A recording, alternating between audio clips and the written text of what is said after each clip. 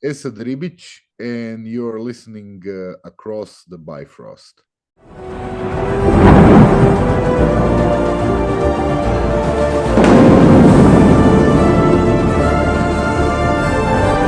Whosoever holds this hammer, if he be worthy, shall possess the power of Thor.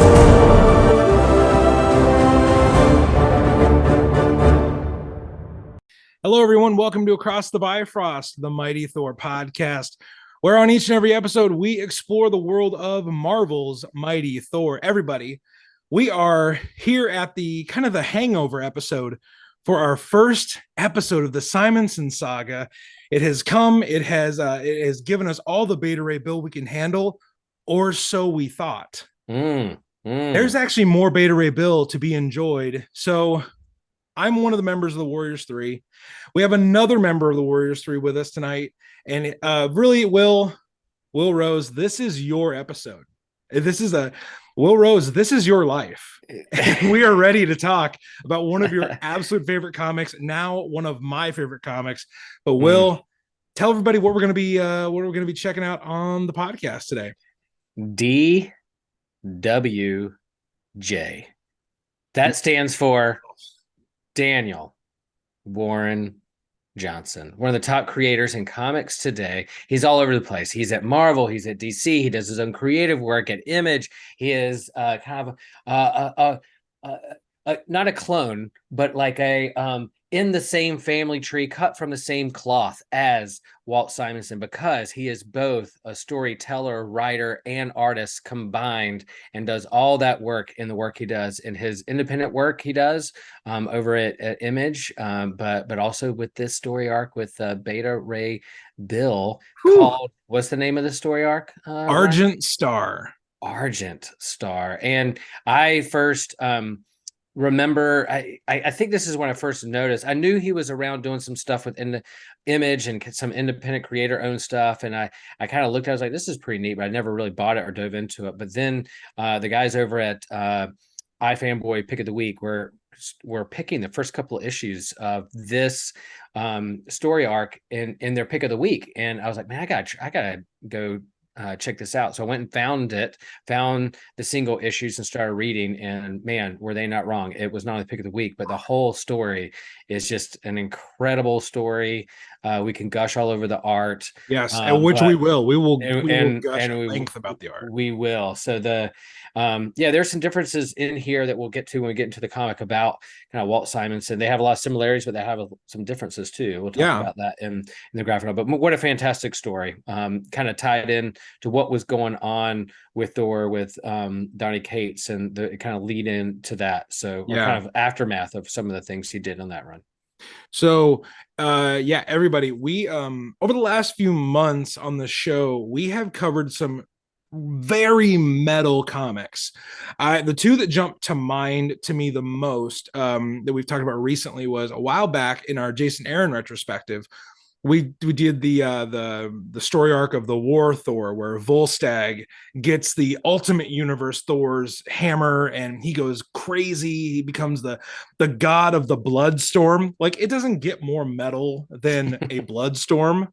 So that was a really metal comic. I think Faz and I gushed about that comic for at least an hour. And then more recently, we finished up the Jason Aaron retrospective with our part of our interview with Esad Ribic was the King Thor miniseries, where Gore comes back and Loki emerges from like the ether of a dead universe as Loki the Necro Butcher. Like, you can't make this stuff up. Well, actually, you can. If you're Jason Aaron, you can make it up pretty easily. And then Daniel Warren Johnson, now he earns the seal of approval from Across the Bifrost of one of the most metal comics we have ever read. So I just want to like set the stage here. How this comic is integral to Will and I being friends. Will and I met many moons ago. And one of the first comics we talked about was this Beta Ray Bill miniseries. And I was waiting for the perfect time for us to talk about it on the show. And we just talked about Beta Ray Bill's first appearance. We talked about the first appearance of Stormbreaker. We talked about him, getting the powers and Odin giving him the enchantment that makes him this hero, this champion. And now we're going to deepen that story with Beta Ray Bill's own adventure of going after something he really wants. It's a simple desire that Daniel Warren Johnson makes into this epic. I mean, this is as epic as 5 issues of comics can get. So, Will, do you have any other things we need to talk about before we jump into Beta Ray Bill number 1? Do you need to talk a little bit about what Donny Cates did before this in terms of Stormbreaker, in terms of how Beta Ray Bill is feeling, what's going on in his life leading into this? Because Donny Cates, at least in my trade, has a whole page of like, this is his favorite Beta Ray Bill story that we're getting ready to write, and it's his favorite story because of what he set up in a Thor run. So, okay, yes. Let's just I'll from memory, I'll give you what I have, and then if you think of anything that I've left out, please just bring in all that wisdom you have, Will. So here's what I would say. We're around the time of King in Black when this comes out. So that is referenced in the first issue. We get a cool kind of King in Black, not tie-in, but kind of a King in Black adjacent cameo. And Donny Cates was at that time in the Thor book. Stormbreaker had just been broken in a fight between Thor and Beta. So they had this fight where Beta Ray Bill was trying to stop Thor from going after the Black Winter. And Thor was like, nah, bro, I'm going after the Black Winter. You can't stop me. I'm going with Galactus, and that's kind of just what I'm doing. And Thor, in response, breaks Stormbreaker. So right at this point, Beta Ray Bill he's living in Asgard. He's been made kind of the Secretary of War. He's the one that like leads Asgard's armies against their enemies, and they're preparing for an attack from Null's forces from the King in Black arc, which also, if you have not read the King in Black crossover, again, required reading. It is one of the most intense, epic, metal, all the things we've used to describe these other comics. There's so much in that crossover that I enjoy, and a lot of it is actually Thor related. So if you want to check out a great comic, go check out the King in Black crossover event. Lots of great tie-in issues for that too. But that's where we're at as it relates to Beta. So, Will, did I miss anything out there? No, that's right, because it does tie into Thor and the King in Black, just because part of Gore's backstory and the Necro Sword ties into like Null and Venom and some of those things. So it's kind of like, it is all adjacent and a part of this kind of shared universe in the Marvel universe. And that was like Marvel's big kind of crossover event of that time, and this big build up to King in Black, and then it kind of bleeds into this storyline, this sideline with Beta Ray Bill. So even though he has his high position, he is without his hammer. And as we've learned in Thor comics, if you lose your hammer, you start to question your identity. You start to question your worth. You start to your strength. Are you really worthy or not? And you're so tied to this weapon. Your identity is so tied to this object that when you lose it, you're like, what am I? Who am I? What am I about? What's my purpose in this world? These big existential questions. So that is what he is asking and wrestling with. And with this time in kind of Thor comics, Odin is kind of off grid, no longer the Allfather, because Thor is the Allfather in that run. So Odin's off somewhere, and that ties into like what Beta Ray Bill wants to do. We will get an Odin sighting during this episode, actually. Yeah, so that's some of the backup that's happening in the Thor universe leading into this. So lots of stuff is happening. Also, one small thing to add in here, just to some context before Will jumps us into issue number 1, is Beta Ray Bill and Lady Sif kind of have a budding romance going at the time. And going way back to the beginning, going way back. Yep. So there's a lot of tie-in, like we're definitely going to talk about the similarities between Simonson and Daniel Warren Johnson, because also if you look at either of their social medias, they it truly looks like they enjoy being with each other. They enjoy hanging out, and they're very much they appear to be kindred spirits. So that's just kind of awesome to see the guy who created the character, and then in a way, the guy who recreated the character for the modern era of what Beta Ray Bill could be. So this is the Beta Ray Bill bash tonight, everybody. We're gonna get tons of Beta Ray Bill in, and that's gonna start with Will Rose giving us kind of a synopsis, breakdown of Beta Ray Bill #1. Yeah, there you go. Okay, we start off with the cover. You have Fing Fan Foom, right? On the cover, possessed by Null and the Venom Force. And then Beta Ray Bill looking over his shoulder, holding not Stormbreaker, but an axe. You're like, okay, what's going on here? First page is a flashback. Then it just says then at the top, and it goes back to his origin of very Krypton. We've talked about this, very, very like Krypton, like their world is getting destroyed. So what are you going to do next when you know your world's getting ready to explode? Your sun's getting ready to explode. Something's coming.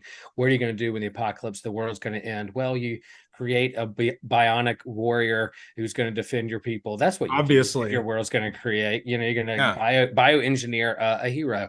And so it's kind of flashback of like his call story, hero's journey of going in and becoming our world's getting ready to die. And then you flash forward now to present, and he's standing in a room looking at a wall of his missing hammer. There's all kinds of weapons in this room, but no, his hammer is gone. So right off the bat, you're like, oh, how's he feeling? Pretty dang depressed. Where am I? Who am I? Where am I going? Sif walks in, is like, all right, gear up. Here it comes. No sulking. Well, we got to fight. So he's like, all right, it's time to go after this. And then just in the same tradition as Walt Simonson, with these big sound effect letters that spread across the page. They talk about that a little bit later on in their kind of interview with each other, that how that was such a big trademark of Walt Simonson, and definitely DWJ has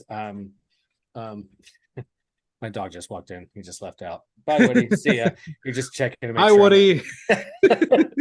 You can hear his paws walking. I was like, am I getting ready to be attacked over my shoulder by a creature? The Hound of the North Carolina. The Hound. That's right. From here. What's the big giant wolf's name in Norse mythology? That's Fenris. Fenris, yes. Well, Fenris. Woody can be our Fenris. That's perfect. That's perfect. 100% Fenris. Goodness gracious. But okay, back to the comic. And yeah. Oh, right. We were talking Beta about Ray Bill, gears up, armors up, soldiers of Asgard, let's go do this. And the battle ensues. And he's met his match. It's not it is not a pushover battle that he's doing. It's like they're so in the splash pages again, if Walt Simonson, he did his own art and narration storytelling, and his, as we shared before, his word balloons are filled with words. His pages have lots of word on them. Daniel Warren Johnson is of the kind of the postmodern era where he lets his art do most of the telling, and is kind of fewer and boy words. Does it. Yeah. And so it does its thing. So Foom is like, here we go. But then as we go along, a big part of also Beta Ray Bill's identity and story is not just his hammer, but also his ship, Skuttlebutt. And so and that plays a big part in this story arc. Skuttlebutt shows up at this battle over, because it's fun, because you have this kind of Norse Lord of the Rings primitive weaponry of axes and arrows and swords. And then Beta Ray Bill's past is that he comes from an advanced civilization that has tech that can change him into a super warrior through bionics and tech. And then he has this massive kind of AI spaceship that talks to him. He has a relationship with. It's his own R2 unit, except he's It's riding R2D2 around. if he was the size of a freaking battleship. Exactly. Imagine if R2D2 was a battleship, and Luke would have done way less whining if R2D2 would have been a freaking huge warship. That's right. That's right. And in fact, it almost looks like he's going to lose this kind of epic battle. But then guess who comes in and saves the day? Oh, gee, Thankfully, it's a Thor adjacent comic. I wonder who. I wonder who does. Lightning comes down, and boom, there's a dramatic appearance of Thor, and he's like everybody's hero, and everybody loves him. And if Beta Ray Bill didn't feel bad beforehand, here he goes. It just his self-esteem is knocked down just a couple more notches while everyone's congratulating Thor and thanking him, and they're partying and buying him drinks at the bar, and the women are swooning over Thor, and Beta Ray Bill's already kind of feeling like he has some performance issues because of his hammer. Yeah, I made that joke. And so so he's not, and to make matters worse, here comes Sif. They're like, hey, let's get it on. I can make you feel better. Sif's like, hey, let's get rocking and rolling behind these closed doors. Yeah, and as soon as you turn back to looking not like a horse, but like you did your more handsome alien, if you could do that, he's like, oh, I can't do that. My hammer's gone. My hammer's gone. He's stuck. He's stuck. And so she's like, oh, sorry. And he's like, fine, and then leaves. And we do get another kind of flashback of like him getting ready to be operated on and turned in to what he is today, this kind of horse-faced warrior that people are like, okay. But then there's this beautiful 2-page spread of as he's like, I got to get out of here and find a different purpose, different calling, and his ship is there for him. While the rest of the people have abandoned him, Asgard has abandoned him. Sif is like, I don't know if I can be with you. If you put a bag over your face, maybe I can hang with my, Will.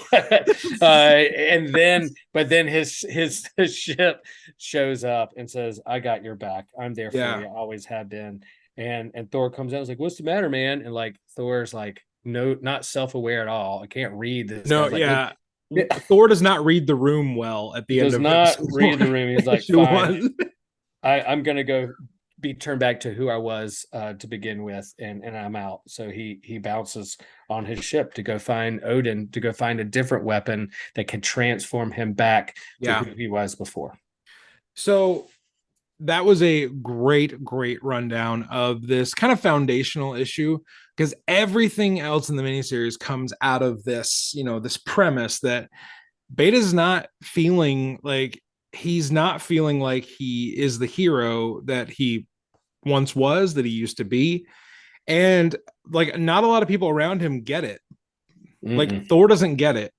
Sif doesn't get it. The soldiers around him, they don't get it. Skuttlebutt is really the only one that is there for him. And by the way, Daniel Warren Johnson, the way he draws Skuttlebutt,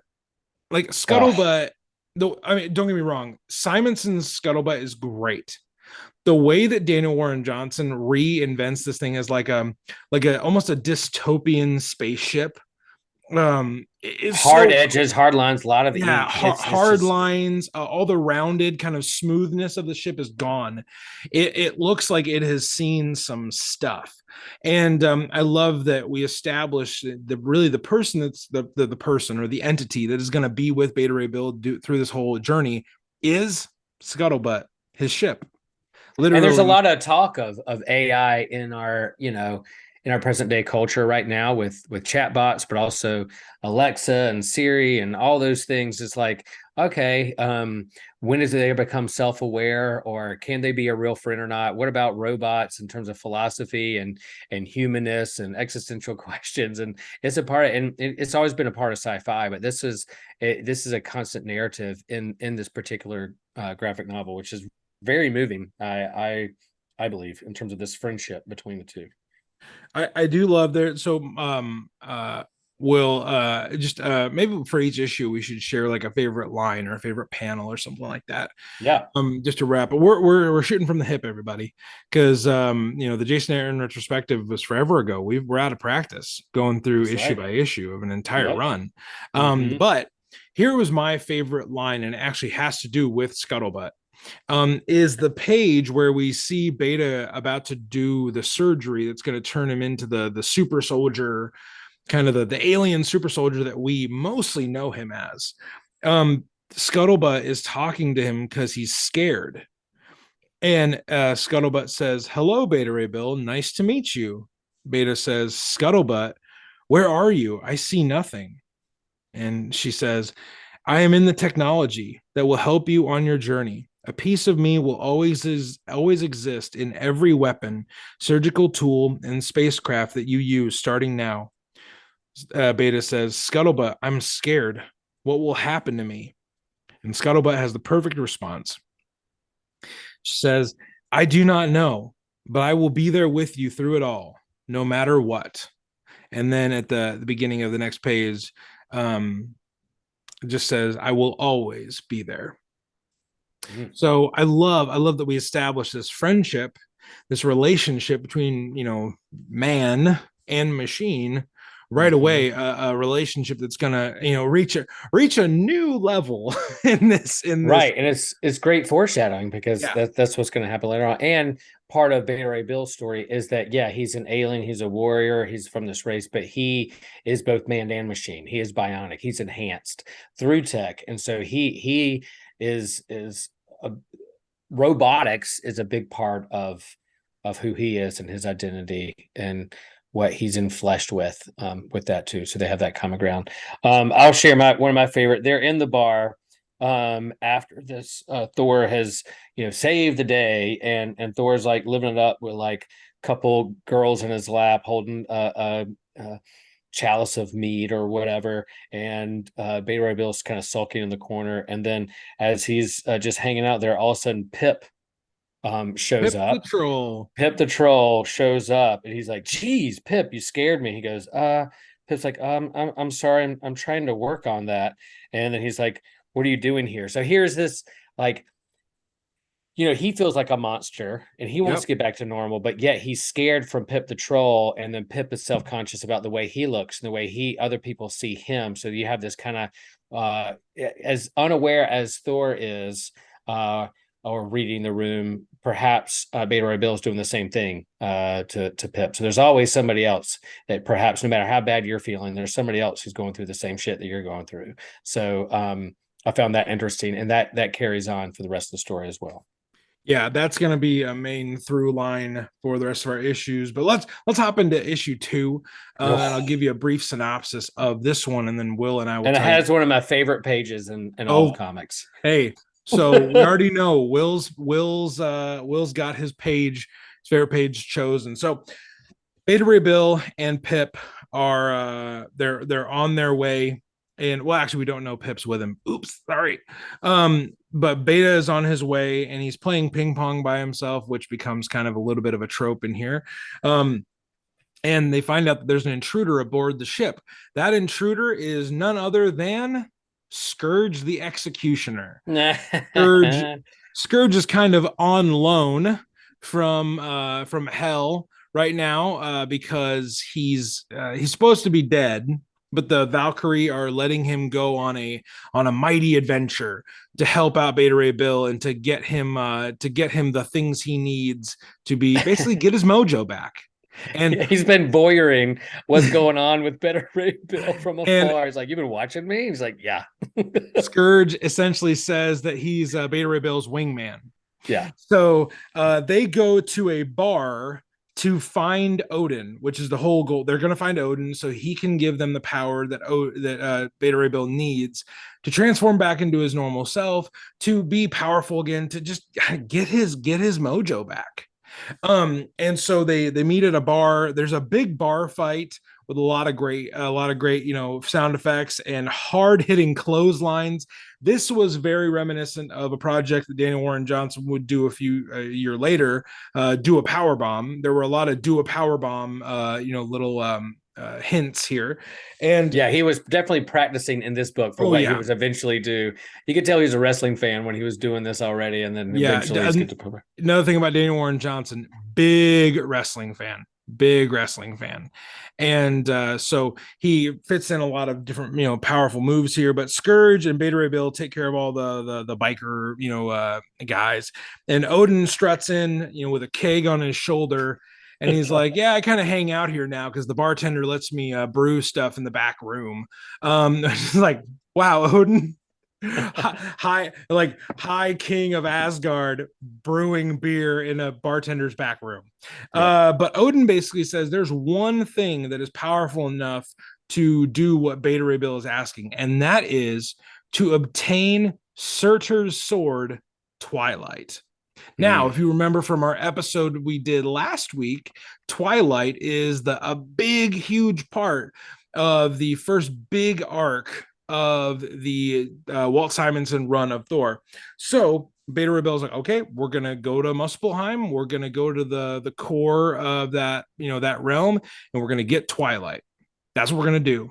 Now Odin says it's not gonna be that easy, and he ushers them to a gate, a portal that is gonna get them through, and it's very important that they understand if they go through this portal and they try to bring anything evil, bad, dark back into this realm, the guardians, the warriors that guard this Asgardian gate, they are going to eliminate, destroy, kill whatever comes back through that portal. So Beta Ray Bill is basically, he's on kind of a suicide mission, and it's a one-way trip. As far as all these warriors are concerned, it's a one-way trip. So they go through this gate, and as they're going through this gate, something happens to the ship.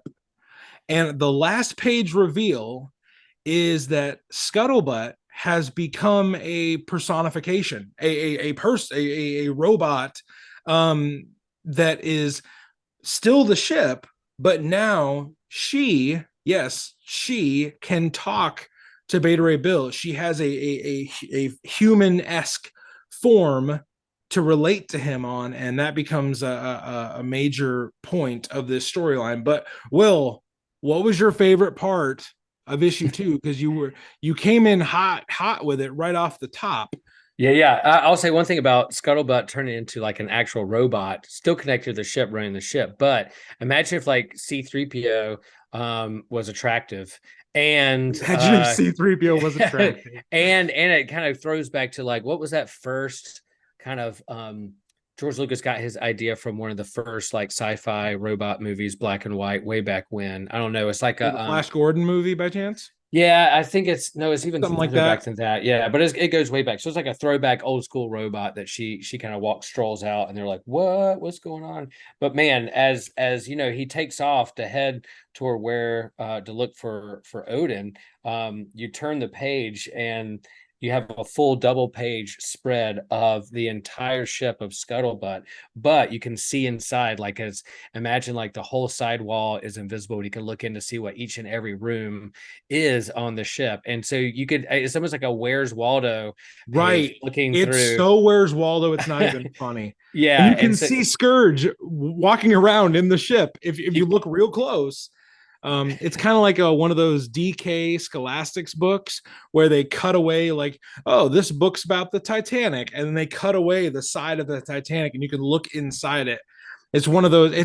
Will, you're right. It is one of the coolest panels that I've seen in comics. And you could spend all day. There's a weapons room. There's a game room. And if you look at the very, very bottom, and the bottom right corner, I think you see like an art table of Daniel Warren Johnson actually on the ship drawing the actual comic that he's that he's creating. So if you look at the very, very bottom, there's someone at an art table drawing a comic. So is that well, Daniel I didn't even notice that. Yeah.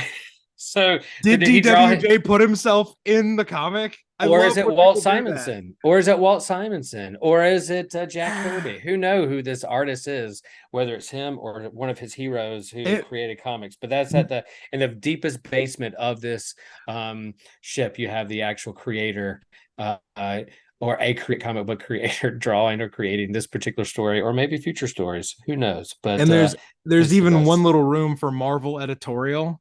Yep. That's hilarious. I love that. Great. Mm-hmm. So my favorite panel from this issue. Great. I mean, I could have chosen any panels from the bar fight, but so man, it's either Beta Ray Bill clotheslining the guy. That like the way that DWJ conveys like movement and speed is very, very cool. Like his artwork actually has like a velocity to it.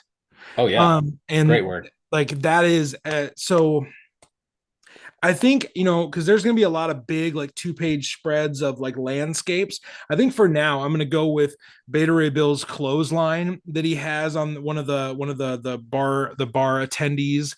He just levels him with this like strong bicep forearm clothesline, and it is I mean, it's Do a Powerbomb esque. Yeah, it's Do a Powerbomb esque. So if you haven't read Do a Powerbomb, come on, people. Go read Do a Powerbomb. Do yourself a favor. Give yourself the gift of Do a Powerbomb. And it is epic. I bought that trade this week, and the trade just came out, and it's fantastic. Soon. Yeah. So.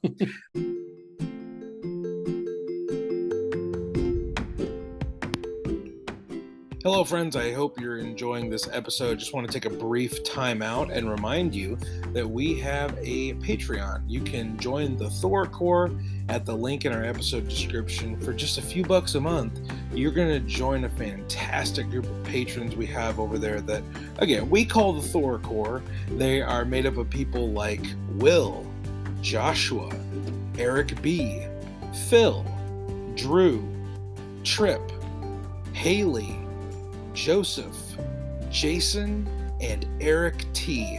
Thank you all for supporting the show. If you want to join their ranks and become a member of the Thor Corps, like I said, just click the link in the episode description. You're going to get bonus episodes, you're going to get early episodes, and you're going to be a part of supporting this show at the next level.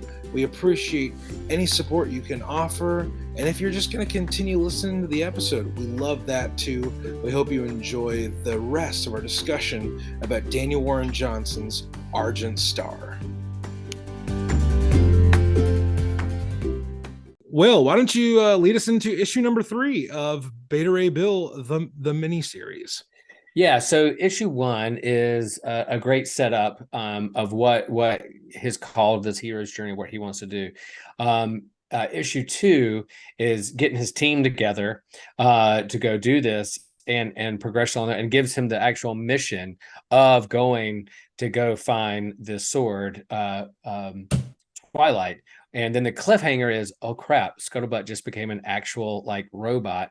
Yes. And so if that doesn't want to get that the what comics, why I love comics so much is that last page reveal that teases you can't wait to see what happens next. Well, man, when I finished that issue, I was like, okay, I can't wait to see what happens next. I'm going to be there, top of the stack. And so you get there and immediately jumps right into, and similar to Beta Ray Bill, when he first met the Asgardians and he was like, get back, demons, and start swinging the hammer around. He immediately is like, get back, foul beast, looking at the robot, not knowing who it is. If it's some creature from where, this that portal maybe emerged to come get him, but she's like, no, I'm Scott, I'm the one, I'm your friend, I'm your robot, I'm here to take care of you. And they kind of lock eyes and they have dreamy eyes at each other, like, oh, it's my best friend come to life, I can give you literally a physical hug. So like, all right, gear up, it's time to do war. And then you kind of pan to kind of the minions of Surtur, and they're like, fire forever, over and over and over again, fire forever. And then they attack the ship with fire forever, fire forever, fire forever. And they come out, firing away, and they have to gear up the ship, and they're in like a dogfight in the sky. It's something like you would see out of like Attack of the Clones or Rogue One. Again, so drinking game at home, how many Star Wars references can you have, and you take a sip of your beer, you probably could be drunk by the Force. Welcome to this Thor Marvel podcast. If we make Star Wars references, feel free to drink. Feel free to drink, and we'll catch you. You can listen later after you pass out. but it's so good and it's so dynamic. There's fire everywhere, there's splooshing, there's splashing. And then I love it because they get caught. Don't they have to go underneath? They're underneath the lava. They like Yep. submerge themselves and they kind of take a breather or a rest. That's the only thing that they can kind of do. And so they're around the table hanging out, having a conversation. What's their plan? Scott has a lot of ideas of what can happen, but then they bond over playing ping pong. They play a game of ping pong, yeah. Play ping pong. It's like, hey, I've never been able to play ping pong. I've only played it against the wall by myself, but now we can do it together. And they go after it. And then she kind of reveals that like there's this room of their all their conversations, all their adventures is in this particular room that they can kind of reveal and share memories of what's going on. And then the other big reveal, my favorite panel, is that within Scott, within her essence, is this like, I guess, magical hammer, just a hand, not a hammer, an axe, like a magic axe, or like an axe from Asgard that has from the technology from the ship itself that's made out of the same stuff that he's made out of. It's made of polycarbon nanite steel. It looks like a tricked out like a hunting hatchet. And it comes with a thruster. Will it can fly? Yeah. So you're looking for this other weapon to change you back to your original like identity before you were transformed into this hideous monster. But like she hands over the weapon. He's like, thanks, cool. And you would think that would be enough, but he's still hunting down this other kind of weapon so he can be transformed back. And I'll go ahead and reveal one of my favorite panels in this whole thing. Okay. They're getting ready to go, and here comes Scourge. Yes. Going, let's do this, holding his machine guns ready to go. He's dual wielding machine gun. He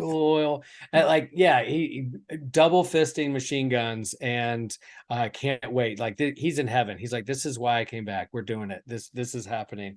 And so they go after this battle again, guns a-blazing, axes a-flying, and they're going at it. And then the 2.0 or like the second favorite panel is a small little panel.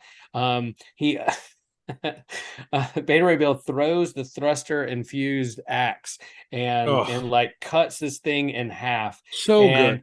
And then in the bottom small little panel, you have Scourge with his fists in the air, with tears rolling down his face, going, so beautiful. So beautiful. He catches Beta Ray Bill catches the axe, and boom. All right, they've defeated this kind of monster, and they can now like go through this portal, go through the lava to where they need to go, the depths of this other dimension, and they head that way, but they're heading down deep seas, almost like you would in the deep sea of the ocean, where creatures have no light, so they create their own light, like anglerfish. So they're in the realm of like evil monster anglerfish land, and so that's where it ends.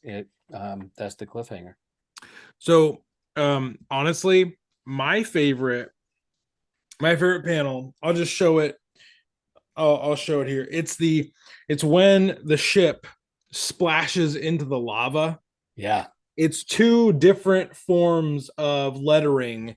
The full sound effect is form sploosh. Yeah.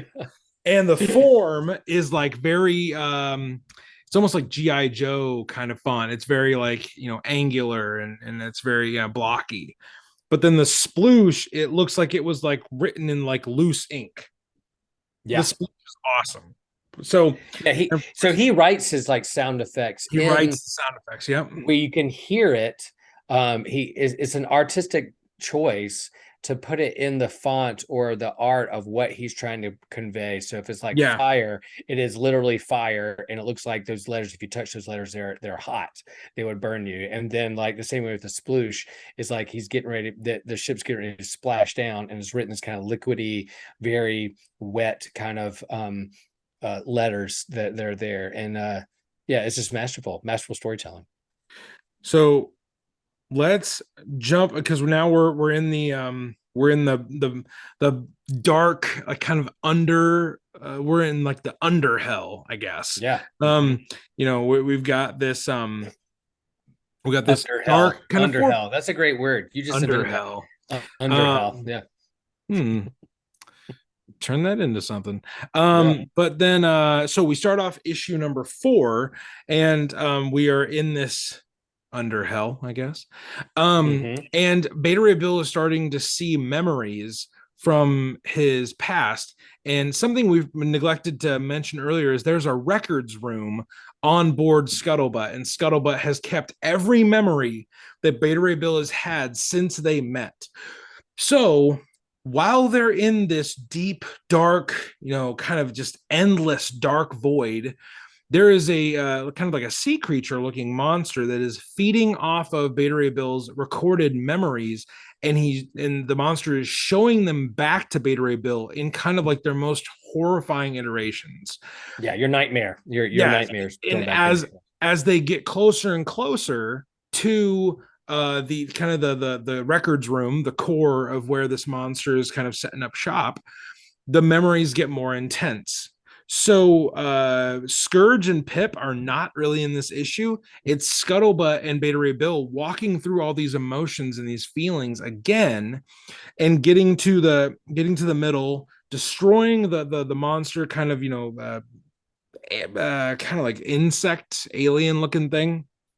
And then it's like a squid octopus, like with many eyes. Yeah, it's a lot of different kind of things smashed into one, and then they get free of this nightmare kind of pit stop, and then they drop right into the place they want to be. The place they want to be is not very nice, and it's it's full of fire. And the thing we see is Beta Ray Bill staring up at the giant Twilight sword. But it's not going to be that easy, because our last page reveal is a certain someone saying, "I have been waiting for a powerful opponent once again to prove my worth for the hallowed blade, and you, Beta Ray Bill, will do perfectly. It is Surtur, the fire demon." So we know that Beta Ray Bill and Surtur are going to have one more fight, and it's going to be for possession of the Twilight Sword. Both of them want it for different reasons, but the showdown in issue 5 has definitely been set up perfectly. So, Will, favorite part of issue 4? Well, I like it in this particular kind of penultimate issue. You see these memories that lead into what, because there's a memory of him fighting Thor, and where does he fight Thor? Way back when, in that initial run that we talked about not that long ago, was Scartime. which fire and lava. I mean, it's Mustafar.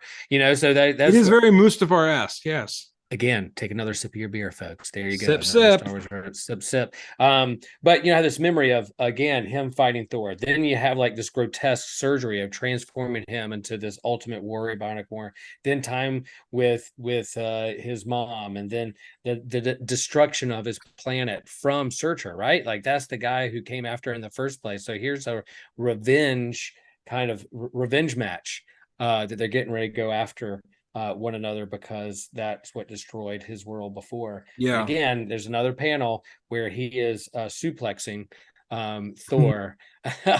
If you like the clothesline, then here's another wrestling reference of him like suplexing Thor, and like, yeah, I beat him once before. So it does set him up as he's won big battles before. He can do it again.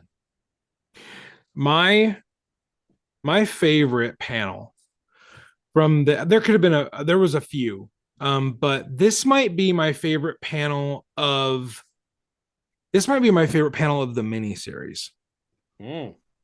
It's the big double page spread of Scott and Beta Ray Bill looking out on a memory of the Corbinite fleet being destroyed. Yep.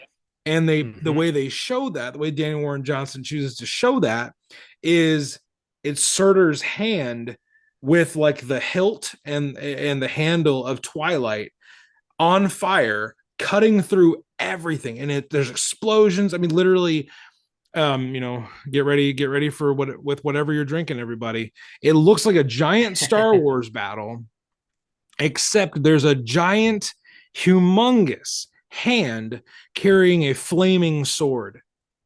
So that page, it is like a Where's Waldo book of awesomeness. Mm-hmm. And this was the panel where I was like, okay, Daniel Warren Johnson's on a different level than just about everybody. So that panel was stunning, took my breath away, loved it.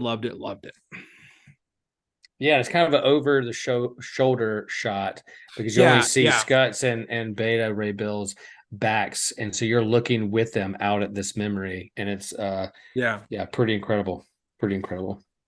So, Will, did you already tell listeners which your favorite one was? I kind of like riffed on those memories that each memory had its own kind of lead in to kind of who he is, but yeah, that's pretty awesome. And then that final page that looks you want to come back, it's just like Searcher pointing down.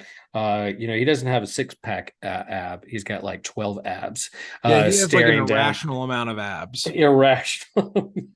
So that was my nickname in middle school. Yeah. Will Rose. Oh, that irrational set of abs. So okay, everybody, we're gonna jump into the last issue of the Beta Ray Bill miniseries, and Will is going to give us everything he's got on this one, because this is the final climactic showdown between our guy, Stormbreaker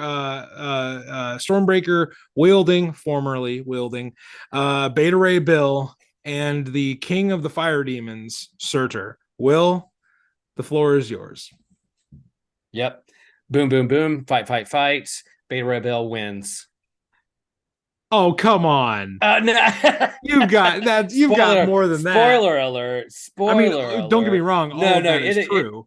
All that is true. And like, again, it's another kind of gushing over the art. Every single panel is detailed. He doesn't take off work on or fluffs on any panel at all. Every single panel is detailed with fire and fights and sound effects. And it is just a classic battle of them just going at it toe to toe with weapons, cracking knuckles, kicking each other, all that stuff. And then you gotta have Skutt and Scourge and Pip going like, what are we gonna do to help? And they're just kind of talking. Scourge is like, or no, Skuttlebutt is like, I have an idea, but it only works with you. Do you trust me? To Scourge, and they kind of turn the page back to the battle. They're like blocking each other's fights, like Cobra Kai style, right? Kind of fight going on. And they're going at it. Everything. One thing I don't understand is that Surtur is so huge compared to Beta Ray Bill, but then when you get to like halfway through this fight, they're about the same size. Like Surtur has come down to like his level, so I don't quite understand how that happened. Other than them just, I don't know who's grown, who's shrunk, but they're going at it. What happened was, a few pages in, Beta Ray Bill says, it's kind of unfair. Like, you're huge, man. Like, fight me, on my level. And so Surtur shrinks down to his level. But then when Beta Ray Bill kind of sticks him on that spire, Surtur's like, nah, to hell with this. I'm not playing by your, fairness rules. So he goes giant again. And, kind of a size changing, mix up throughout the fight that made it really entertaining, though. I will say that. Yeah, I mean, there are definitely wrestling moves going on, but then like, how is his friends going to help him out? And so he literally punches through Pip, and Pip is like almost like this kind of terrorist bomber strapped to himself, figuring like, this is how I'm going to do this. And so it does take their whole team to fight. It's not just Beta Ray Bill; they all team up in these kind of graphic panels of painful fight, of being spiked and exploding, losing limbs. Like it's happening. But then what really is Scuttlebutt's idea is that she transforms the entire ship. The entire ship.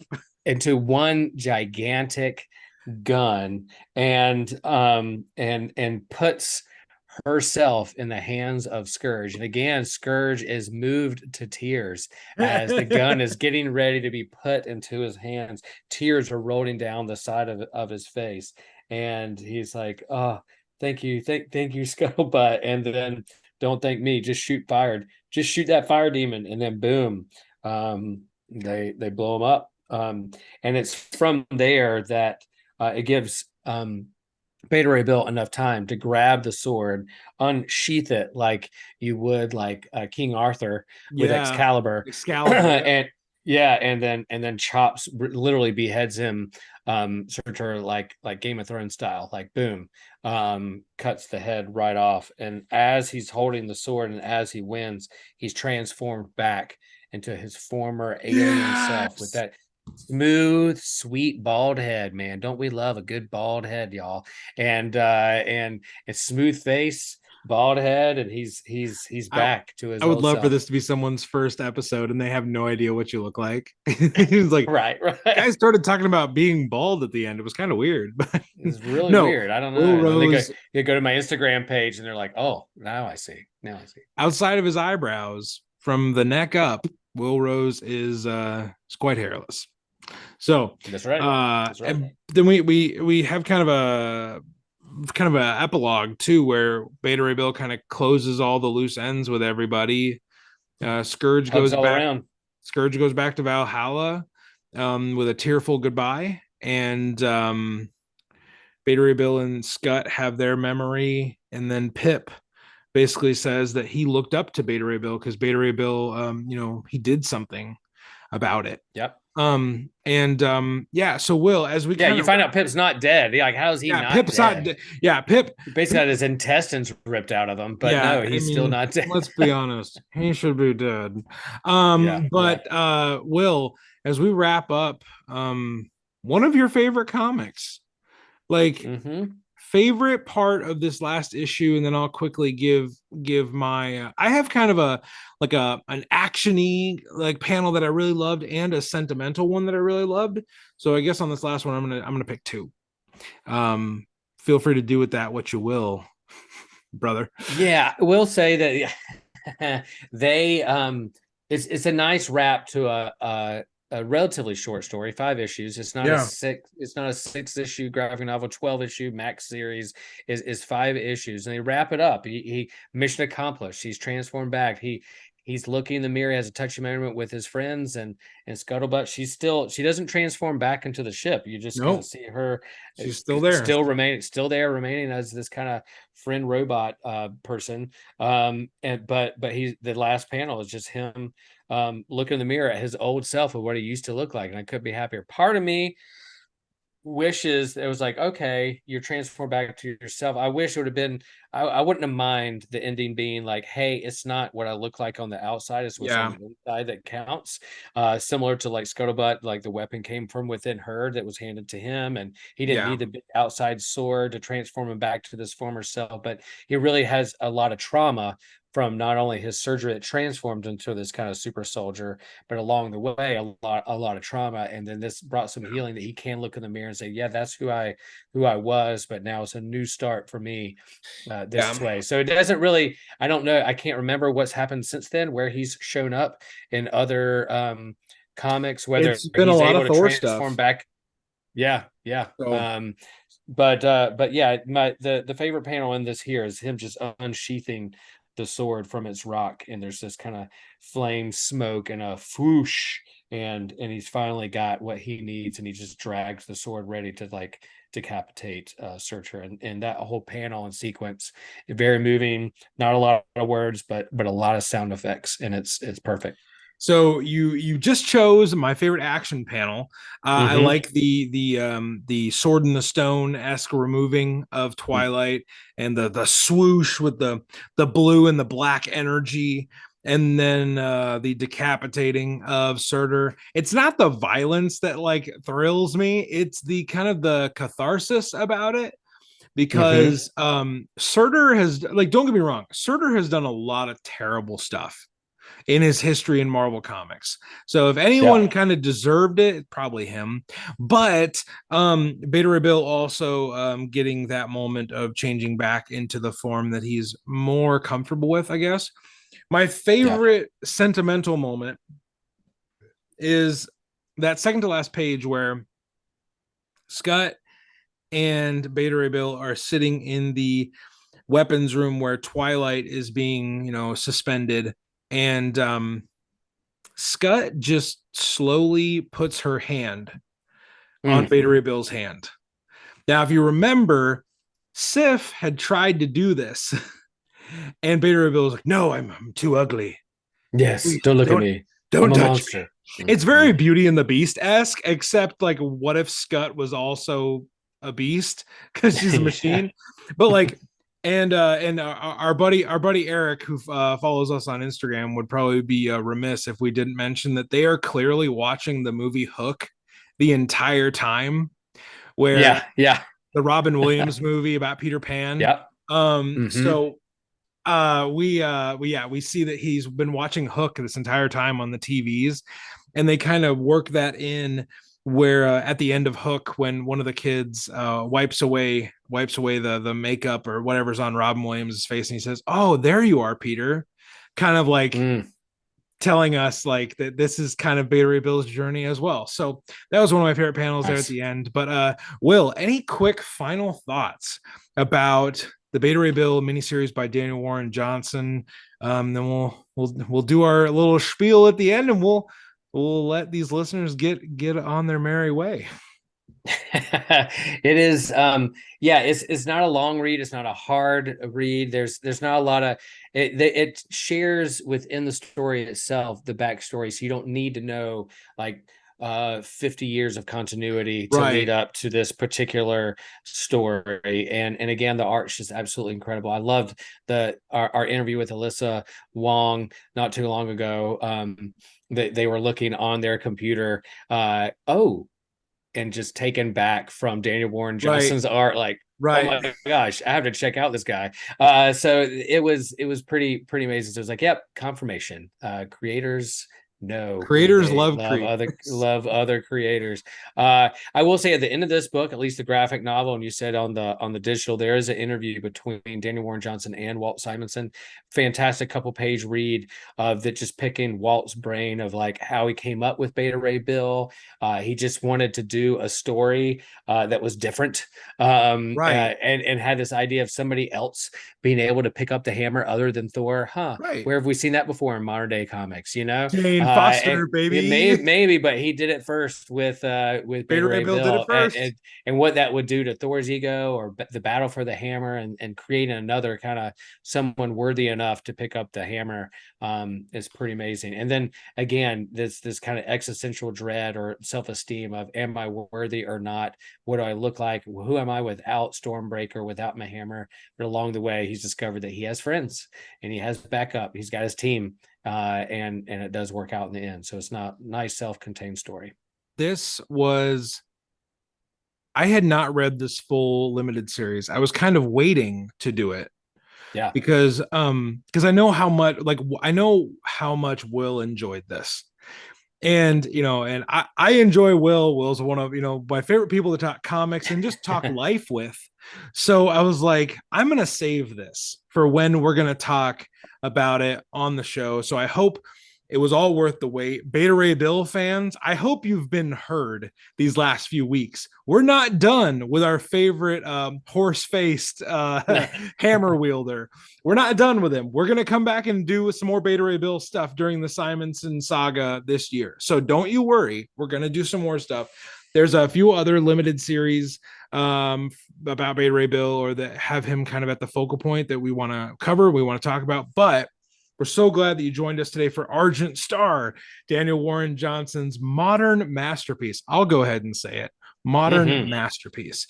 So everybody, there are a few different ways that you can go support the show. If you've enjoyed this show, if you've enjoyed our Simonson stuff, maybe you've enjoyed our new comics, you enjoy our creator interviews, those are a lot of fun. There are a few ways you can go support us. You can become a member of the Thor Corps or you can join our listener prime tier that we added on just a little bit ago. Both of those offer you all of our bonus episodes, our entire backlog, and you will get full episodes weeks in advance. At least a week in advance, you'll get bonus episodes. So you get everything before other people, and you can lord it over them. It might not make you very worthy if you lord it over them, but we here, once you become a Thor Core member, I can't help what you do with the information, with the free full episodes, the unedited, the bonus episodes, all that. I can't tell you what to do. I hope you enjoy them. So at the link in our episode description, you can join the Thor Core today for a few bucks, get you all that, and you support the show. It truly is spectacular and awesome to see our small little community there growing. I feel like, we grow by inches, but then when we add someone to the Thor Core, it's a big deal. And we just thank you so much for supporting us over there. You can also go follow us on Instagram at Mighty Thor Podcast, where we've been trying some new things. We tried to, when we did this episode originally, we did it as a Instagram live. So if you follow us on Instagram, you might get to check out live recordings of the podcast. And we've been confirmed you can hear both of us. You might only be able to see me, but you're going to be able to hear both of us. And that's a good way for you to engage. Which is a better deal, which is a way better deal. See you. Maybe we'll do a special, if it's requested, we'll do a special one where it's recorded on Will's end of things and see man. me. Or, hey, Faz has got a lot of followers over there at Faz Guardian. I don't know. He's the one that always talks to us about invite people in. You can invite people in to gosh. join you in a partnership in a Instagram live, and you guys could team up. I love that. That was pretty great. But yeah, everybody, those are the two easiest ways you can go support us. And yeah, we've enjoyed this a lot. We are coming back next week we're bringing you more Simonson Saga next week. We're going to be talking about dragons, Vikings, and all sorts of craziness. Next week, we got a very special guest lined up for that episode. So we hope you come back and you join us on the Rainbow Bridge next time we come to you in your podcast feed. So one thing we do at the end of every episode, we remind you. And Will, do you want to take this? Do you want to take this one? To remind people you want. Okay, I'll do it.